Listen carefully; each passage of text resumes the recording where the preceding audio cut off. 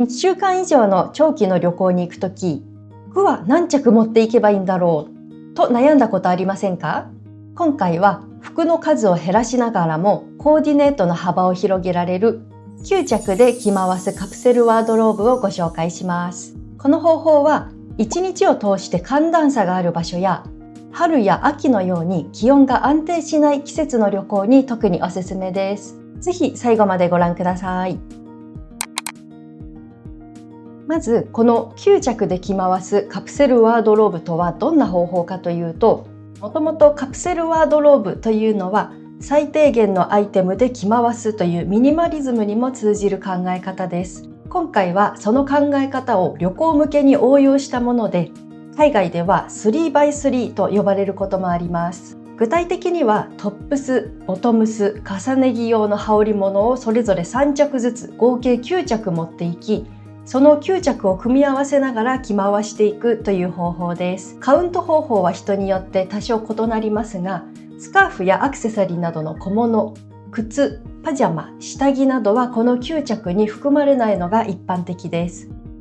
実際にどのように服を選んでいくかを見ていきます。まず最初にカラーパレットを決めます。全体の色味をある程度統一しておくと、どのアイテム同士を組み合わせてもまとまりやすくなります。私が好きでよくしているのは白、黒、ベージュなどのニュートラルカラーをベースにすることです。アクセントカラーはストールやバッグなどの小物で取り入れると服の数を増やさずに雰囲気を変えることができます。次に早速9つのアイテムを選んでいきます。クローゼットの中からトップス、ボトムス、羽織物をそれぞれ3点ずつ合計9点を選んでいきます。そして選んだ服を9つのマス目のように並べてみます。実際に床やベッドの上に並べてみると全体のバランスや色の偏りが一目でわかります。先ほど靴やアクセサリーはこのメソッドのカウントには含まれないとお話ししましたが、私の場合靴はスニーカー、サンダル、きれいめの靴などでだいたい3足ほど持っていきます。また防寒対策やコーディネートの変化をつけるためにスカーフを1つとアクセサリーもいくつか持っていくことが多いです。そしてこの段階で簡単な試着と写真撮影をしておくのがおすすめです。アイテムがすべて揃ったらパッキングする前に一度着てみます。合うはずと思っていた組み合わせが実際に着てみるとなんとなくしっくりこないということがよくあります。特にトップスとボトムスを合わせた時の全体のシルエットや、あとは合わせる靴によっても印象はかなり変わります。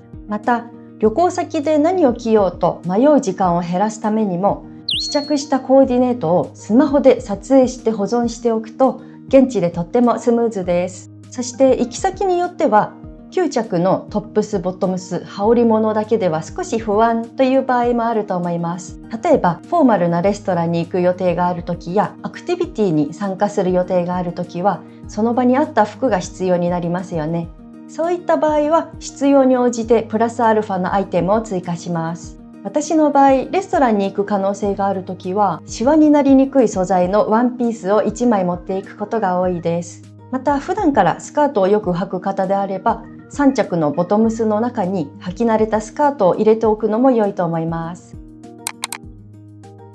以上になります。長期旅行って念のためを考えるとどんどん荷物が増えてしまいがちですよね。最近の話だと実は私も先日のチェンマイへの旅行で服を持って行きすぎて失敗したんです。チェンマイは昼間は暑いけど朝晩は寒いと聞いていたので何を持って行ったらよいか分からずいろいろ多めに持って行ったのですが、結局現地で着るのっていつも決まった服なんですよね。いろいろなボトムスに合う無地のスウェットとか着心地の良いパンツなんかをずっとリピートしていて、中には結局一度も袖を通さなかった服もありました。その時に改めて感じたのが選択肢が多いイコール安心ではないということです。しかも洋服って何着も持つと意外と結構な重量になります。9着と決めてしまうことで迷いも減ってスーツケースも軽くなって気持ちまで少し身軽になります。でも不安なら10着でも OK です。もし次の旅行で迷ったらぜひ一度この方法を試してみてください。今日もご視聴ありがとうございました。まったねー。